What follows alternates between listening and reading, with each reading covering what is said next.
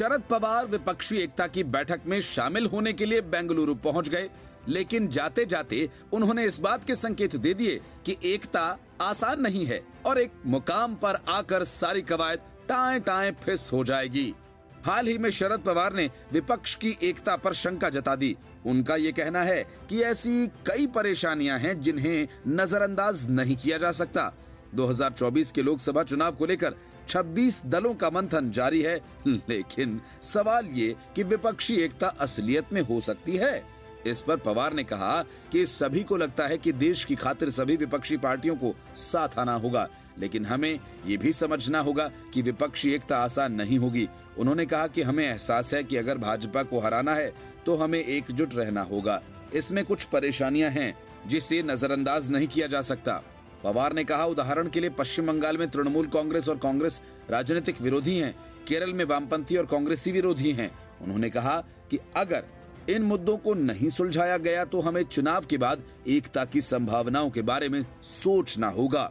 उन्होंने कहा कि हमें अलग अलग सियासी हालात के लिए तैयार रहना चाहिए।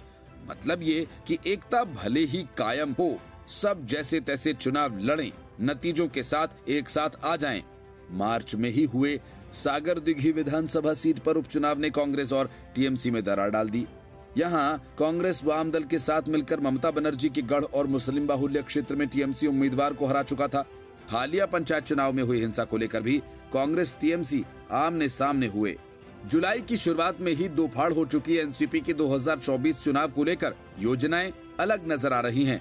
एक और जहां सीनियर पवार बेंगलुरु में विपक्ष की एकता की बैठक में शामिल हुए, तो वहीं महाराष्ट्र के नए उप मुख्यमंत्री अजीत पवार दिल्ली में एनडीए के मंथन का हिस्सा बने।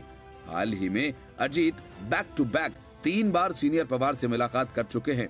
इसे लेकर राजनीतिक गलियारों में भी चर्चाओं का दौर शुरू हो गया है। कहा यह जा रहा है कि अजीत गुट के सदस्यों ने सीनियर पवार से माफी मांगी, लेकिन शरद पवार की तरफ से एक शब्द भी नहीं कहा गया। शरद पवार कैंप ने भी दावा किया कि अजीत वरिष्ठ नेता को जनता से मिल रही प्रतिक्रिया से डर के चलते ऐसा कर रहे हैं। बंगाल में सिर्फ कांग्रेस और टीएमसी के बीच तल्खी ही विपक्ष की चिंता का विषय नहीं है।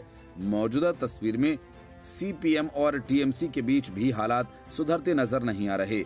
सीताराम येचुरी ने साफ कर दिया कि बंगाल में टीएमसी के साथ कोई भी गठबंधन होना संभव नहीं। उन्होंने कहा कि हर राज्य में स्थिति अलग है। प्रयास इस बात का है कि मतों के बंटवारे का भाजपा को कम से कम फायदा मिले। ये नई बात नहीं है। जैसे 2004 में लेफ्ट के पास 61 सीटें थीं, जिसमें 57 हमने कांग्रेस उम्मीदवारों को हराकर जीती थी। तब मनमोहन सिंह सरकार बनी और 10 साल तक चली। उन्होंने कहा कि ममता और सीपीएम एक नहीं हो पाएंगे। पश्चिम बंगाल में लेफ्ट और कांग्रेस के साथ सेक्युलर पार्टियां होंगी जो भाजपा और टीएमसी के खिलाफ लड़ेंगे। पेच तो अरविंद केजरीवाल और कांग्रेस के बीच भी फंसेगा, क्योंकि केजरीवाल चाहते हैं कि दिल्ली और पंजाब की सारी सीटें कांग्रेस उनके लिए छोड़ दे, लेकिन कांग्रेस ऐसा करने के मूड में नहीं है। Bureau report, news of India.